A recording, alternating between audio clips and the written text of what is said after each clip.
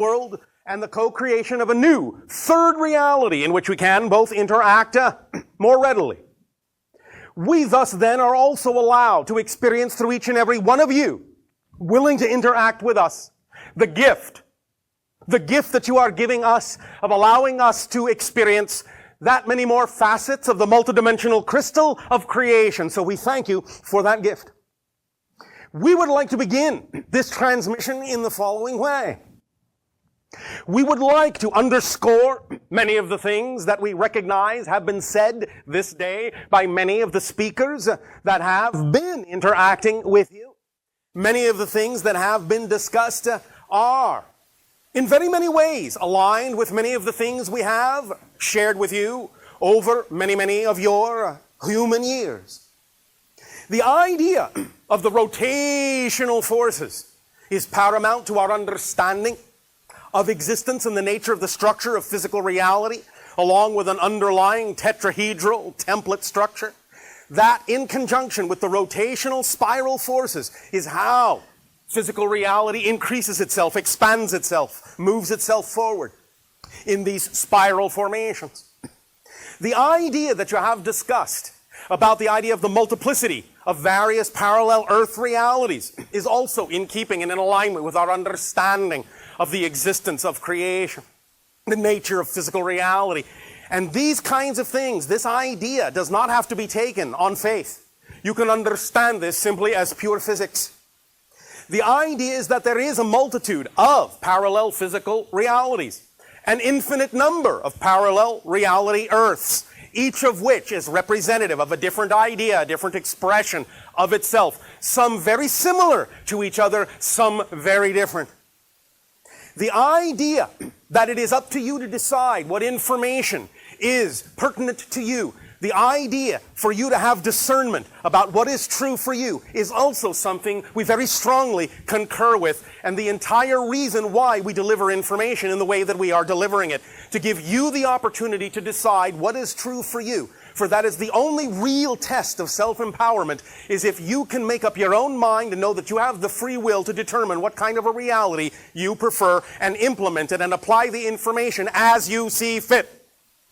The idea thus then of all these notions that have been shared with you this day are things that we have been speaking of now for quite some time to the people of your planet, and will continue to do so in this way until such time as it is determined that you have said you are collectively ready to interact in different ways, to raise your vibrations up in different ways so as to create a new reality in which many of the things you say you prefer can actually come to pass, can actually manifest physically, can actually come to light. And that you can experience these things that you desire to experience on a day-to-day basis in physical reality, even though it will not be exactly the same physical reality you are experiencing now because of its vibrational difference.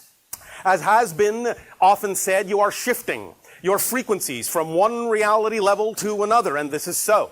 But you are always shifting. You are shifting now. It is a natural thing that you do. You don't have to wait to shift. You've been shifting. You've been shifting all your lives.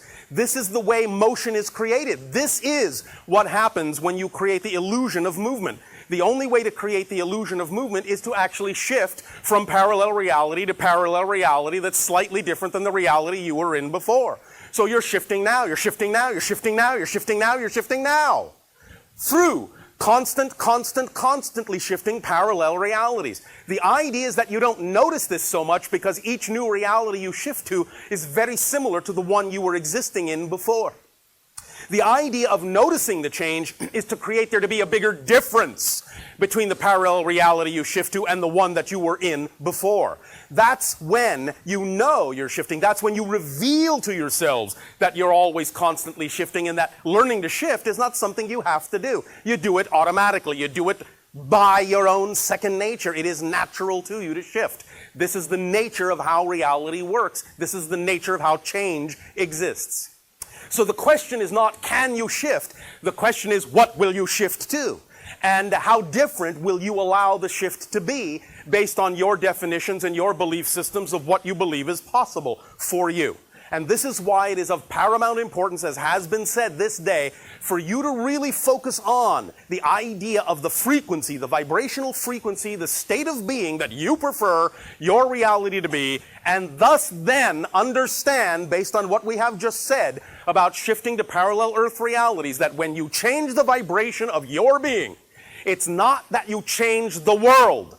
It's that you take yourself, you shift yourself to a parallel Earth already existing on the vibratory level you have created within yourself. So it's not about having to force anyone else to change. It's only about you changing and taking yourself to whatever reality, whatever parallel Earth is representative of the vibrational frequency you have created within your own state of being. And thus then find yourself surrounded by other beings who already populate that world, but are already more representative of the vibrational frequency you have created yourself to shift to. Is this making some sense to you? All right. The idea here, again, is that this is simple physics. As many of your scientists are beginning to realize, everything exists all at once, all now, in a sense, all here. But you create the illusion of separation by creating differences in vibrational frequency. As each and every one of you goes to your homes this day of your time, after these interactions, many of you may sit down on one of your couches. You may pick up one of your remotes. You may turn on one of your television sets. And your TV set technology is a perfect analogy of what we are talking about. The idea is that you know that at any given moment, there are any number of dozens of television programs that are available to you at that moment that all coexist simultaneously. But you will only get the program that you tune your channel to. This is exactly how physical reality is holographically structured. Whatever vibrational realm you exist on, whatever state of vibrational being you choose to be, is the reality you get. What you put out is what you get back. Simple physics. For every action, there is an equal and opposite reaction. Simple physics. That's all this is. It's about creating the appropriate state that you prefer in your own being, and allowing reality, in a sense, to reflect back to you the shift you have made in yourself. But you must understand that the opposite is also true. You cannot perceive what you are not the vibration of. If you tune your television set, to use this analogy further, to what you call your channel 2, you will not receive the program on channel 4. You have to tune your set to channel 4 to get that program. Likewise, based on the reality you say you prefer, if you do not allow yourself in your definitions, in your emotions, in your thoughts and actions and behaviors in life to exemplify the vibratory reality that you say you prefer to live in, then you will not be actually capable of perceiving any opportunities that could actually allow you to synchronistically get yourself, shift yourself to that reality. Remember, what you are not the vibration of remains invisible to you. Many times individuals wonder, why can't I do this? Why can't I get there? Why doesn't this happen? It may simply be an issue of that they are on a frequency, operating in a frequency domain that creates certain opportunities to remain invisible to them, unknowable to them, unimaginable to them. They will never even conceive of those ideas, nor recognize them even if they were right in front of their face, because they're not operating on that level. You have to be in the state to see the opportunities and the doorways that actually lead to that reality. This is, again, simple physics. It is a very, very, very simple concept, a very fundamental concept, but we understand that many people on your planet seem to have a lot of difficulty in relating to this idea and creating the kind of changes within themselves that they say they want to make. This all simply comes down to the notion of definitions. How you define your reality. Belief systems, basically, is what we are talking about. Because you cannot have an actual experiential reality except as is based upon the strongest thing you believe it can be. The strongest way you define your relationship to it and to yourself. All experiences in life are based upon, in your physical reality, in your physical dimension, all experiences are based upon the strongest definition you have bought into about that reality. There have been many, many discussions about the different kinds of realities that your probable futures may hold. And I say this, as has been said, they are simply probable futures. Nothing is set in stone, nothing is chiseled in steel. You have the wherewithal to understand that these are simply a function of the probabilities, that there is no the future. There are many, many, many possible futures. The idea, as we have just explained it, is whatever vibratory realm you exist in, whatever state of being you decide is true for you, will be, generally speaking, the future, so to speak, you will experience. And even if there are other people who think completely oppositely, who believe completely opposite of you, they will have their reality experience as well. The idea, again, is that you don't have to change your world. You simply need to shift to a world that's already representative of the change you wish to experience, and allow those that wish to remain in the vibrational world that they have been in to remain there, because that earth will exist as well, and does exist right now. All these parallel realities exist right now, at the same time, just like the television programs. So, to further stretch the analogy, what this all comes down to, by using the analogy of your TV program, is to understand it all comes down to transformational vibration, TV. All right? That's what you're dealing with, transformational vibrations, TV. You decide what TV show you're going to experience. But you have to tune to that channel, or you will not be capable of seeing that particular TV show you say you desire to see. Does this make sense? All right. Simple physics. That's all this is. Nothing has to be complicated about this, unless, of course, you prefer it to be difficult and complicated, because I will never take that away from you if that's what you want to do. It is up to you to experience the idea of difficulty if you wish to, because that's a valid choice within creation.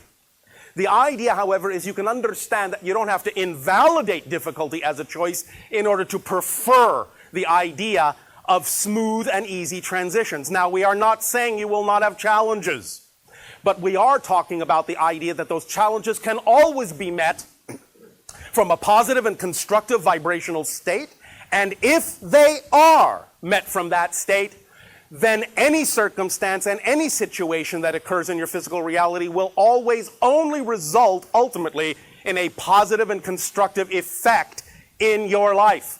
Regardless, here's the important point, regardless of anyone else's intention toward you.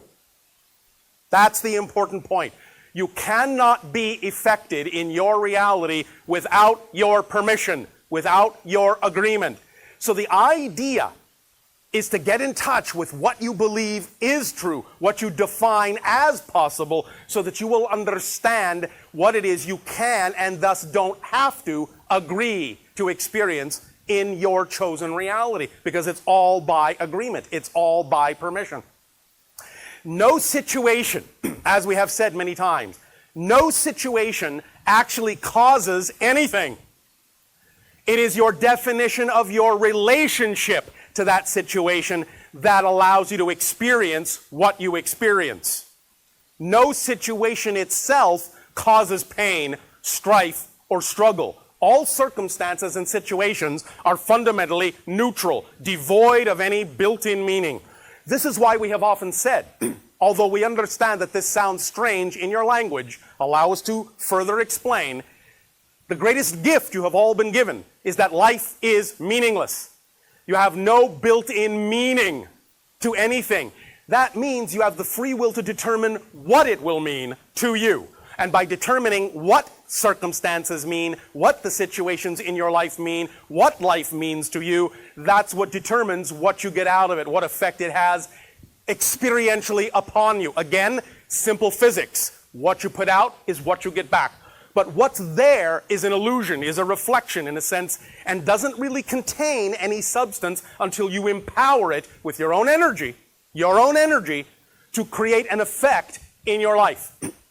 So regardless of anyone's intention toward you, if you allow yourself to maintain the vibration of your preference and relate to every circumstance that happens in your life, no matter how it looks, no matter what it is, relate to it knowing that the only thing it can do in your life is serve you in a positive way, then you, regardless of anyone's intention toward you, will ultimately only experience a positive effect and a positive outcome in your life. But you have to know that that's true. You have to behave as if that's true. You have to absolutely have a concrete definition that that is what is true for you. Now, again, this idea of shifting, this idea of vibration, again, all comes down to your definitions, your relationship to things. Many of you attempt to change the things in your lives by changing the outward ideas. And again, this is an illusion. It's what you humans call the cart before the horse. The idea, again by analogy, is that physical reality is very much like one of your glass mirrors. If you look in a glass mirror and you see a reflection, if your reflection, if the expression on your reflection's face is frowning, you don't go over to the mirror and try to make the reflection smile. You know that the only way to get the reflection to smile is to decide to smile first. But when you do, the reflection has no choice but to smile back. Now we understand that physical reality has a kind of density to it, may have a little bit of a space-time lag to it, so that things don't always necessarily instantaneously change to the reflection of the change within you. But that's wherein you give yourself the greatest opportunity to absolutely stand firm on the idea of the change that you decide you have made. Because very often you will test yourselves in the following way. You may say, well, I have changed, but I am not seeing a change in my outer reality, therefore something must be wrong. That's the test. The test is not whether the outside reality has changed to reflect the change you say you've made. The test is whether you respond to the outside reality differently than you did before, even if it still looks the same. That's what tells you you've changed. It's the response that tells you you've changed. Because when you thus then respond to everything from a positive and constructive point of view, then you give your reality the assurance. You give the reflection the assurance that you have changed. And you're not just giving it, as you say, lip service. Because when you base the idea of what happens in your outer reality to determine whether or not you have changed, you're giving your power away to the illusion. Instead of simply knowing that you have changed and behaving like you know it. It's that simple. It has nothing to do with how the outer reality looks. It has to do with how you relate to it, how you respond to it. That's what determines that you have changed. And then, when you hold fast to that assurance, then you can allow your physical reality within the space-time construct to take whatever time it needs to change and reflect back to you the certainty of the change you now know you have made within yourself by the way you now relate to everything in your life differently than you did before. Is this making sense to you? All right. Now this idea of your demarcation time frame, your 2012 time frame, can represent many things and does represent many things within your collective consciousness. And has again been said, the idea is that all these realities, all these potential outcomes are all true. But you decide which one you're going to experience by your vibratory state. That's why state of being is so crucial. The idea thus then, however, to put a different spin, a different idea, an additional idea into your 2012 demarcation time frame is that it is like a threshold, a crossing, and from our perspective, it is like the tipping of a scales. Before that time, the collective energy of your planet has been generally negative. But after that time, you will have finally tipped the scales and the collective energy of your planet will finally slightly be majority-wise positive. So it represents a tipping of the scale, where a sufficient number of individuals are creating the same frequency of the kind of vibrational earth they prefer, so that you can experience a shift to that earth, where from that point forward, the energy being more positive than negative, it can snowball, it can accelerate, it can expand. and continue to move in that direction, in that kind of energy. Your demarcation line of 2012 is also something relevant to us. And in that context, you have, many of you realized, that for quite some time there has been, in a sense, a kind of hands-off policy, a kind of quarantine policy of the Earth in terms of any kind of real open direct interaction between ET species and your own. After that time frame, that quarantine will be done. Now, that does not mean that spaceships will be landing everywhere the next day. What it does mean is this. It will no longer be us holding back from open contact. It will be determined solely by whether you are collectively ready for open contact from that point forward. So we pass the ball to you. It's totally in your court, as you say, after 2012, as to when open contact will occur between yourselves and other species such as our civilization. We will no longer be held back by our own philosophies, by our own laws, so to speak. It will be totally in your hands. We will still take that guidance from you as to whether or not you are collectively ready. Now, as we read your collective energy now, and remember, there is no such thing as a prediction of the future. There is only a sensing of the energy that exists at the time the prediction is made. All predictions are of the present, not the future.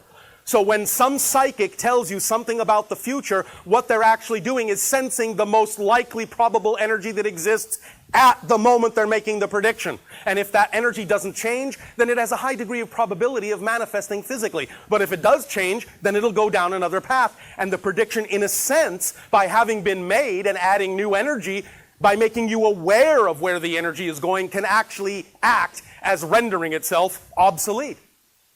So it doesn't mean that the psychic was wrong if it doesn't come to pass. It means you changed the energy that was sensed at the time the prediction was made. However, in this context of open contact, because this is, from our perspective, these kinds of communications are the beginning of contact with your civilization, at least between your civilization and ours. So the idea of open contact, as we read your collective energy now, today, seems to be that the highest degree of probability is that it will occur sometime between your year of 2025 and 2033. Up to that point, there will be many other things happening that will lead up to it. But that's as we read the energy now. Now, you can accelerate that a little bit. You can even delay that a little bit. It's up to you. But in all likelihood, that open contact has a high degree of probability, because if it didn't, it is unlikely we would be talking to you right now. We would be talking to some other Earth where the probability was that high. But we're talking to you. So in a sense, you can use us as a barometer as well for how you're doing. The idea that you know these things are going on, that you know it's all about transforming your energy, the idea that you know you're expanding your consciousness and your spirituality is a barometer that you are, bit by bit, at whatever pace you're comfortable with, bit by bit, shifting yourself every moment to a reality that is more and more, every day, in every way, representative of the reality you prefer. It's all in your hands. It's totally in your control. Always has been, is now, always will be. You are that powerful. And let us address another issue that many humans discuss with us. The idea of Earth being some sort of backward planet. 2 words: nonsense. Understand that even though we understand that there are many difficult things that occur on your planet and many limitations exist, and that many times you often think of yourselves, when you compare yourselves to other civilizations in the cosmos, as some kind of backward kindergartners, nothing could be further from the truth. Understand that it takes a great degree of strength, a great degree of power, a great degree of courage to incarnate on a planet with that kind of limitation. We view you as a master class. Start viewing yourselves that way, and you will be astonished at what you can accomplish. You are a master graduating soul class that has found the way to transform great darkness and great limitation into great light. We call this the rubber band analogy. You all know the little thing on your planet that you call the rubber band. You know that when you pick up a rubber band and you want to shoot it in a particular direction, you must pull it back. The farther you pull it back, the farther it will fly in the opposite direction. This is the analogy of limitation and darkness. By allowing yourselves, by agreeing, by choosing to experience this degree of limitation for so many thousands of years, by exploring the idea of transforming that degree of darkness and that degree of limitation, you are pulling the rubber band that far back into darkness, that far back into limitation. So the farther back you go, when you finally let go, that much farther and that much faster will the rubber band fly into the light. That's what you're doing. That's your mechanism. You're building yourself up, all this momentum to transform all that energy in, relatively speaking, a sudden short burst of enlightenment, historically speaking, to fly yourself, to fling yourself, to hurl yourself forward in the reality that you prefer, in the vibrational state that you prefer. So, in that context, you're doing just fine. Allow yourselves to know that you are that empowered. Live your lives knowing that, and that will make all the difference in your world.